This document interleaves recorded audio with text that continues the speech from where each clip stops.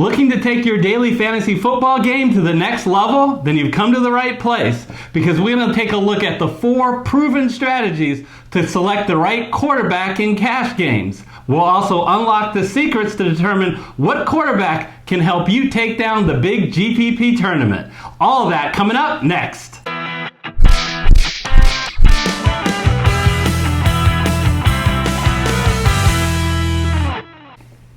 Hello, I'm Eric Lee. And I'm Gary Kurtzman, and we are the Fantasy Football Consultants. Real quick brief background. We started Fantasy Football Consultants last year because, frankly, we were disappointed in the lack of analytical rigor out there relating to advice on fantasy football that's out there on the web. We started fantasy football shows last year, and in those shows, among other things, we created cash lineups for people to use in DraftKings and FanDuel. And Eric, I'm very happy to say that we cashed out. We made the viewers money 80% of the time. Eric, I think we're off to a great start. Yeah, we've set the bar. So, but the bottom, it's always good. The bottom line is, in our professional life, he's an MBA, I'm a CPA. We both have worked in senior management at 2 of the largest companies in the world. No, that's right. In fact, we've headed and/or worked in analytical modeling for Fortune 50 companies. The great news is we're retired. And so now we have off seasons, if you will, to bring all that analytical rigor to bear for statistical data modeling related to the NFL. And that's why we created this NFL DFS Masters Class series that we're presenting to you. Yeah, so welcome to our course. We're going to do a deep dive into the strategies to excel in daily fantasy football on both DraftKings and FanDuel. This is the 3rd class in a 9-part series, QB selection strategies. And if you haven't yet, be sure to watch Picking the Right Contest course and our 10 basic tips for success in our beginners class. And also know that you can see both the NFL DFS Masters Class and also our weekly classes related to DFS, DraftKings, and FanDuel, as well as Survivor Tips, weekly on YouTube and also podcast on iTunes. And if you'd like to support the show, please hit that big red subscriber button and smash that like button. And if you're on iTunes listening to us, please go ahead and write a favorable review. All right, so let's get right into it, Gary. When you open up on FanDuel or DraftKings, you see quarterbacks. It's the first thing you see. Mm-hmm. And we want to give the listeners guidance about what are the principles they should be considering. I think the first major point is if you're on FanDuel, if you're on DraftKings, the scoring is about exactly the same for quarterbacks. Quarterbacks don't catch passes, so you don't have to worry about PPR differences. The main difference is the milestone 300 plus yards on DraftKings. You get 3 bonus points. But except for that, it's the exact same. So whether you're playing FanDuel or your DraftKings, the key is in the cash games. And when I say cash games, 50-50, double up, or head-to-head. In those cash games, Gary, what are the key factors that they should be considering in selecting a quarterback? We have 4 of them. What's the one at the top of the list? Yeah, and this really gets to the heart at how to pick a quarterback. How to pick a quarterback, you need to know, out of all the data that you can sift through, what's the most important? So, multivariate regression analysis is the answer to that question, and far and away, Eric. What did you just say? Let's not bore the viewers with statistics. If I learned anything from my career, don't bore people with statistics. Let's get to the meat and potatoes here. What factors are the most important when picking a quarterback for cash games? The answer is twofold. 1, TD percentage. Okay, because quite frankly, Eric, I think it's pretty self-evident, but you get 4 points for a TD, you get 1 point for every 25 yards throwing. So the big bang for your buck is TD percentage. You hate for a quarterback to drive that team all the way down to the 1-yard line and then hand it off to Ezekiel Elliott and he runs it in, and that gets you no points. Yeah. Right? So TD percentage. But here is going to be a bit of a surprise. Almost, Eric, almost as important is efficiency. Yeah. So when you say TD percentage, just to make sure that we're clear, you're saying TDs over what? So what makes quarterback most valuable is the number of TD passes divided by the number of NFL plays run. Okay, that's a little bit of a harder statistic to get your hands on, but here is a fantastic proxy with a very strong correlation. It's very simple. TD passes divided by the number of passes thrown for a quarterback. Believe it or not, that's actually very strongly correlated to TD over total plays. And what does that get you? That gets you the quarterbacks that have the highest percentage chance to throw the most TDs in the game.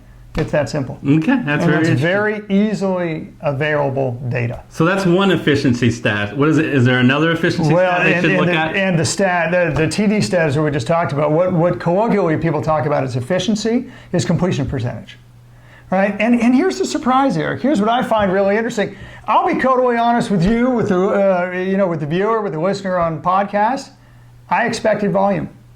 I did. I expected volume. How many times have you heard on the internet or wherever, maybe it's just your buddy you're having a beer with, I love me some Jameis Winston?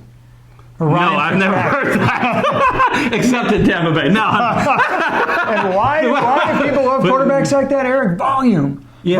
Volume. If you're in a Dirk Cotter system, you will get 50 to 60 pass attempts a game. As it turns out, that is not even close to being as valuable as a system where the quarterback, which obviously is going to have more talent than maybe anybody Dirk Cotter's got at the moment, is efficiency.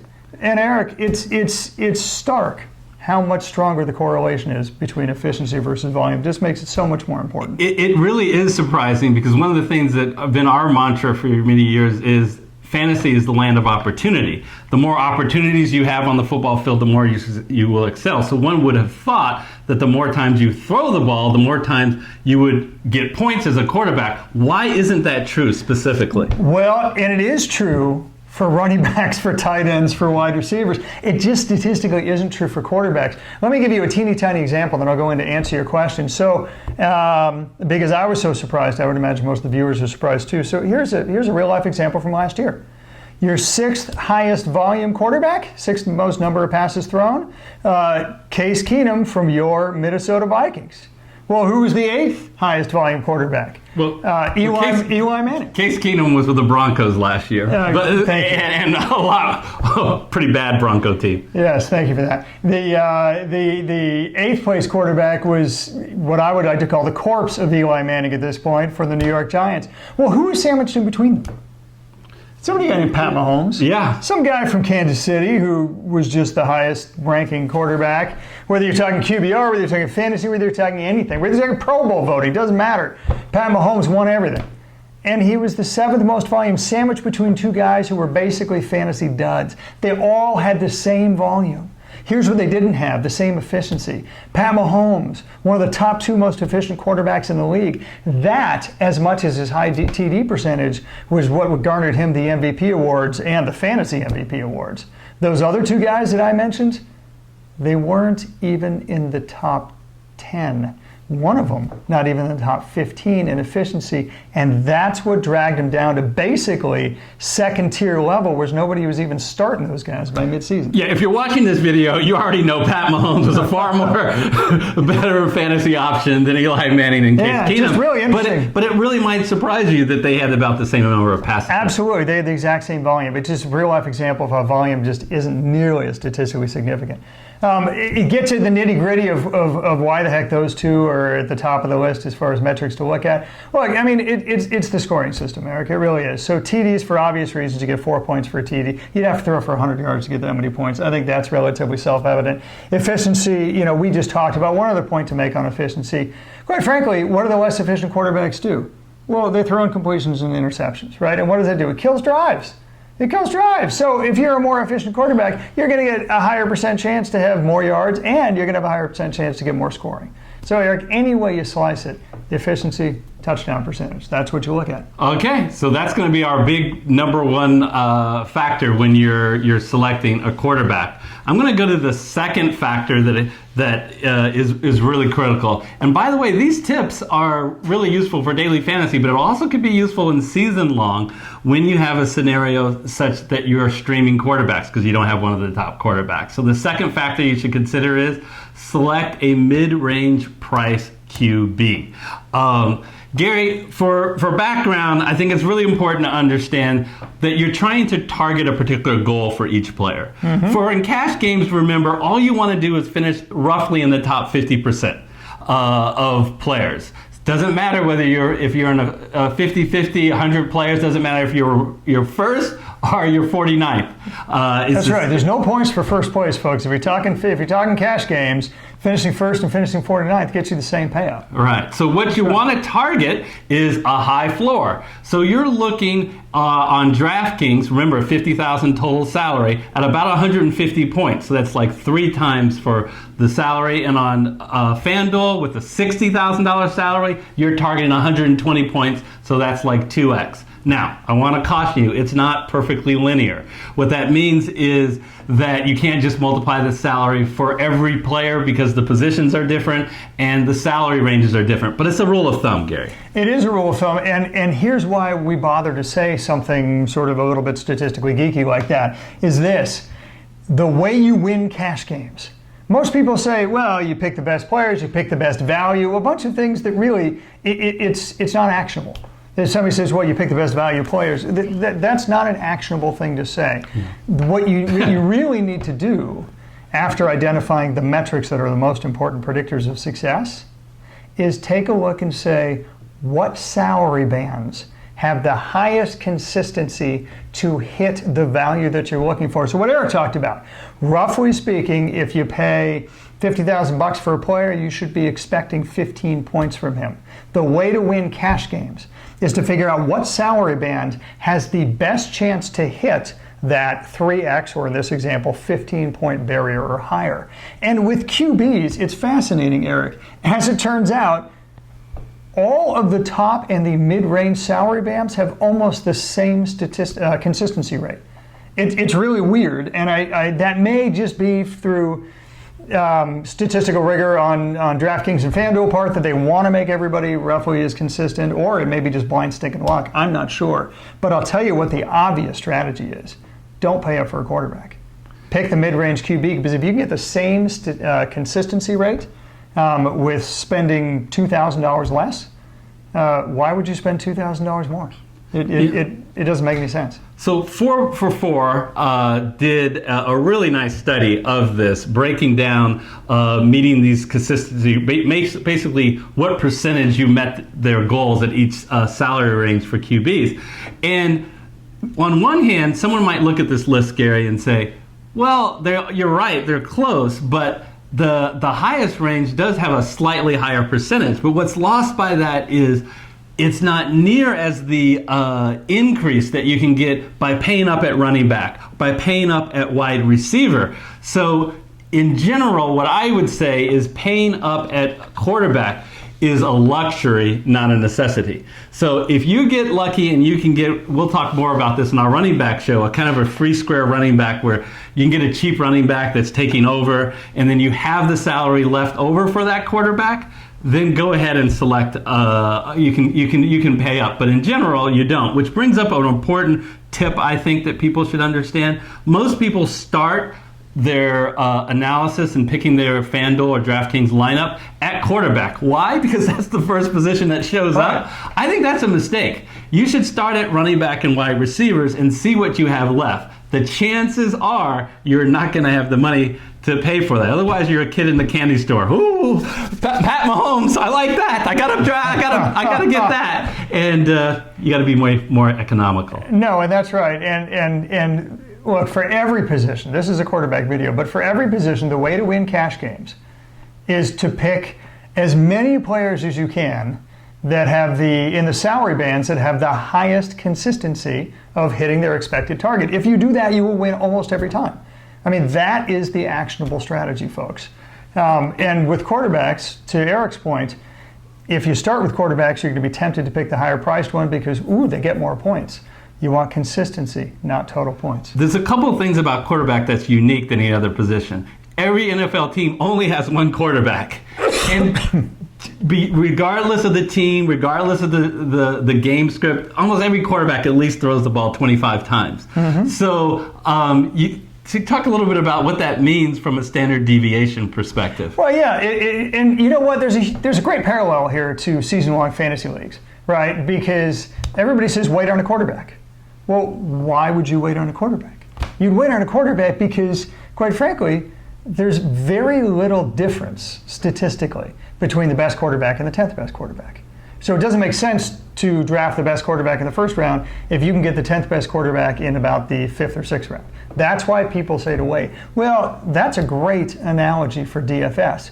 Because there's little deviation in the performance of the quarterbacks relative to other positions, it doesn't make sense to pay up for a high-priced quarterback. Pay up for the high-priced running back. We'll get to that later. Pay up for the high-priced wide receiver right after you pay up for the highest-priced quarterback. Last on your list should be paying up for the high-priced quarterback, Eric, for that exact reason. So if you're like, oh wow, then it doesn't really matter, don't pay up for the top quarterback, you might ask yourself, so can I just go dirt cheap? Don't punt. don't punt entirely. Yeah, so punting meaning that's a good point. Don't just go bargain basement. Basically, the bottom 25% of QBs just have not returned its value. Yeah. So stay away from that. So we've gone over 2 important tips for you. Select a mid-range quarterback as well as use the efficiency stats. Don't focus on volume. What's the third item? What we wanted to do is look at some analytics that really split it up into 4 different ways, Eric, because it's a lot more meaningful to look at home favorites, home underdogs, away favorites, away underdogs, because they tend to all behave very differently from each other. And here's the interesting thing, Eric.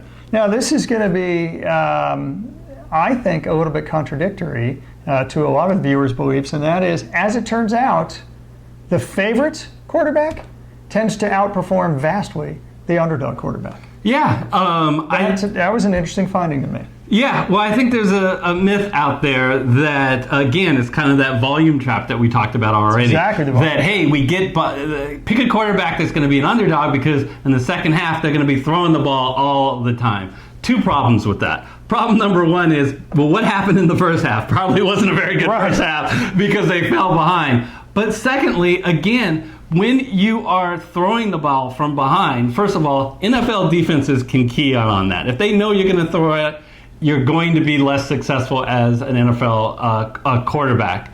As well as, even if you are successful, let's suppose you have a drive late, 6 completions for 50 yards. Well, guess what?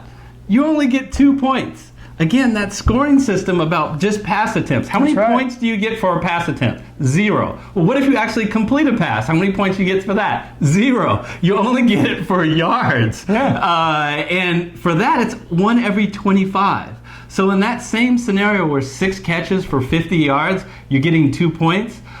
The person who's catching the pass, the wide receiver, if he caught all 6 of those passes, if it's FanDuel, they get 8 points, and if it's DraftKings, they get 11. Yeah, no, that's exactly right. The bottom line is, like you said, it's the volume trap.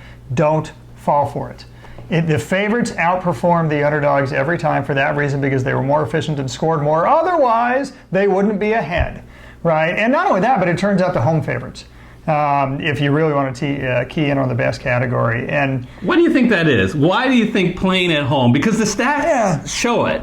That, of course, it doesn't always work out, but more times than not, a home quarterback is going to be, especially a home favorite, is going to be better than a road favorite. Why is that? Well, these are the kinds of things that you don't have the right data to statistically prove, so it's all conjecture. But I think, as we all know, look, first of all, you're playing in front of your home fans, so you get more energized because, of course, they're going to be cheering for you. Certainly, you didn't have to travel. The other team had to travel, and if it's any kind of distance, there's some fatigue factor going in, time zone difference, things like that. They may be a cold weather team. They may not be, used to playing in a dome, or a warm weather team, and you're a cold weather team. They're not used to the weather. They're either used to playing in a dome or not. All these things come into play. Yeah. But statistically speaking, even without fully understanding the rationale, we do know this much. Home favorites is definitely statistically outperforming with a higher, in some cases much higher, consistency rate of hitting their expected value than anybody else. Well, let's take a look at our 4th factor that you should be considering in cash games. Implied totals. if you're saying what are implied totals, you need to be paying attention. So quick background. You want to make sure that you know the implied total for your quarterback that you're selecting. How do you calculate it? You need two things. You need the over and under for the game that they're playing, and you need to know the spread. So I'll give you a quick example. If you have a quarterback playing in a game that has a 50 over and under, which is relatively high, you simply take that over under and divide it by 2. And then you take the spread. Let's suppose the favorite was an 8-point favorite. Divide that by 2. And so that's 4. So if for the favorite, you add 4 to that half over and over. So that would be an implied total would be 29. 25 plus 4. And then the underdog would be 25 less 4. So there'd be 21. So what should you be targeting for an implied total? Well, obviously the higher the better, but I would like for my cash game quarterback to at least have 23. Again, I'd love to have it a little bit higher, and you're going a long way to getting a good game out of your quarterback. Okay, so you've done a great job explaining what implied total is and why it's important, but just help me understand a little bit more, because most people don't talk about implied total. Most people talk about total points, or who's the favorite, things like that. Maybe the building blocks to implied total. Why is it, in a nutshell, why implied total is more important than those other, a little bit easier to understand metrics? Yeah, well, in a nutshell, implied total has a stronger correlation to both DraftKings and FanDuel total points than the over-under line. And the reason is you're utilizing both metrics that Las Vegas is producing for you. Let's face it, Gary, there's no one who knows more about the NFL than the Las Vegas lines makers. So that when they are telling you the over and under, and then they're telling you the spread, you want to utilize both of those factors in your analysis. Yeah, and both of those factors combined in the implied total is more strongly correlated than either one of those separately. Yeah, absolutely. And I think the other thing to remember that the NFL is a passing league. So the higher the implied total, in other words, the more points that you would expect that team to score, guess what? The better your quarterback's going to do, because 2/3 of the yardage and 2/3 of the points come from the air. That's right. Those are our 4 major points that you have factors for cash games. But what if you're playing GPP tournaments? We'll get to that in a moment. But if you've made it this far in the video, please do us a favor. Go ahead and smash that like button. That really helps us out. Click the red subscriber button and then the bell icon to be notified for our future videos. Because during this season, every week, we are going to film 2 shows, one for DraftKings and one for FanDuel, with our recommendations for both cash games and GPP lineups. And on those shows, we are going to have a DFS contest for our FFC subscribers, both for FanDuel and DraftKings. It's free to enter, and the prize pool is $360. So it's a pretty good deal. Okay, Gary, let's turn our attention to GPP tournaments, which are very different from cash game. Remember, cash game, you want to have a high floor, but in GPP, you want to have a really high ceiling. You want to go for that home run. It's the lottery concept, Gary. You're just hoping beyond hope out of the thousands and thousands of people playing that you can be finishing way, way at the top 10 or so to get that huge money. If you put your mind to it, you can accomplish anything. At least that's the hope. So how can we improve those folks' odds when selecting a quarterback in order to do well in GPP? Well, actually, you're absolutely right. They are completely different concepts, right? GPP, you want the highest volatility, you want the players with the highest ceiling. In the cash games, what you want are consistency. So they're very different contests. But as it turns out, statistically speaking, the factors for success are almost identical. And it's really interesting to see, but let's talk about that. So what do I mean? Well, efficiency, talking quarterbacks now, efficiency over volume, it's that volume trap. That applies to GPP as well as cash games. Home road splits, well, turns out the home favorite doesn't just have the highest consistency, it also has the highest ceiling. High implied totals, yeah, you want a QB with high implied totals, that's probably self-explanatory. On that note of the high implied totals, of course, the higher the better, but in GPP, you really can get a competitive edge in differentiating your lineup if a bunch of teams have like 29 and 28 implied totals. That's usually where the public goes. And if you drop down a little bit lower, get a quarterback with an implied total of 25 or 26, it could still pay off. Well, so said a different way, the other factor that we talked about was pick a mid-range QB. We talked about why you want to do that in a cash game. Well, as it turns out, a mid-range QB has two things going for it, and this relates to what Eric was talking about of implied totals. Mid-range QBs have low ownership percentage, so that's a way to stand out because a lot of the public goes for the high-priced QBs. But as it turns out, mid-range QBs have almost as high a ceiling as the high-priced QBs did. So it's much more of a bang for your buck in GPP games. And so then again, it's all those four strategies we talked about, cash games, they're all very statistically significant in GPP as well. Gary, I think we can learn a lot about strategy in GPP by looking at the winning millionaire lineups. And you took a look at those. What did you find out? Well, okay, so for the winning millionaire lineups, it's really interesting. Stacking becomes a big deal in the winning millionaire lineups. And so basically what is stacking? I think everybody's pretty familiar with it. That's when you combine within the same game your quarterback with either a pass-catching running back or wide receiver or tight end from the same game. Yeah, when you're trying to increase your volatility. It's the poker equivalent of shoving all in. If you are going to say your quarterback is going to go off, and for you to win your GPP tournament, that quarterback has to go off, then why not stack him with some of his past receivers, whether it be a tight end or wide receiver or pass-catching running back, that is going to have a good game because that quarterback had a good game. Absolutely. They're highly correlated. And here's how to do it. So if you run the statistics and run the regression analysis over well over 1,000 games, here's what you find from all the winners of the DraftKings and the FanDuel Millionaire Pool, or Millionaire Contest. So about 1 out of every 6, you have a quarterback paired with a wide receiver 1 from the same team. That's, I think, the most intuitively obvious stack, and it is statistically correlated for success, so that's a valuable stack to have. But here's something really interesting, Eric.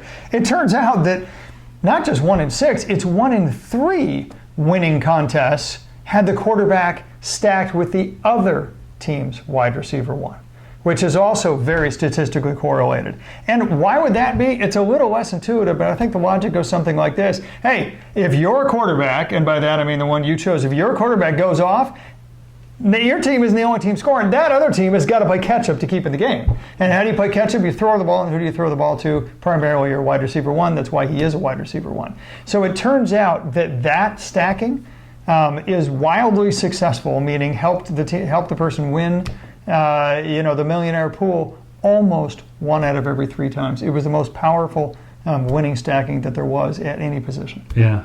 The other thing that you want to do specifically in DraftKings when you're looking at a quarterback is to target a quarterback that's going to take a benefit of that milestone bonus, which is when the quarterback throws for over 300 yards.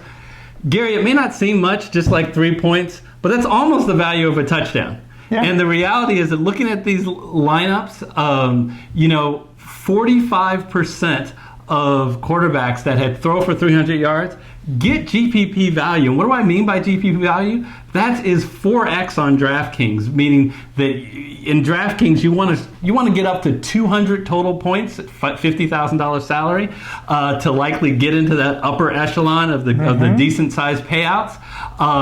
To do that, you're going to need a quarterback that throws for 300 yards. And to piggyback on something you said earlier, that usually comes from favorites over 60% of the time. Absolutely, you bet. And just one final point on that. If you're going to employ stacking, and we highly, highly recommend you do, here's who you don't stack. Don't stack a rushing quarterback. I think that's somewhat intuitively obvious. It's certainly statistically borne out. That isn't to say that you can't win the millionaire lineup if you have your Josh Allens or your Kyler Murrays or whatnot. But it is to say that what you're banking on is that they're going to rush for 100 yards and a touchdown or 2. If they do, you're in great shape. But for God's sakes, that doesn't take a wide receiver. That doesn't take a tight end. Don't stack them not only for wide receivers in your own game, but even for the opposite team. It turns out that statistically, they're terrible quarterbacks to stack. Yeah, Lamar Jackson, You're only in my cash lineup. Sorry about that. Yeah, or if you want to take a shot at him, that's fine, but don't pick anybody else in that game. We want to hear from you, so please take a moment to share what you thought of this video. Let us know what are the tips that we have provided that you found the most useful that you may not be using. Or heck, if there's something that you have found in selecting a quarterback that has been successful that we didn't mention it, put it in the comment section. And also, go ahead and share this video with all your NFL friends and league mates. And we can now sign off, and congratulations on finishing the course 3 of our program, QB selection strategies. So if you haven't yet, please remember to click that red subscriber button and look at the top right there on your screen. You will see the running back selection show, which is up next. Or you can click over here to start from the beginning to watch our beginners show. And until our next show, we'll see you next time. See you then.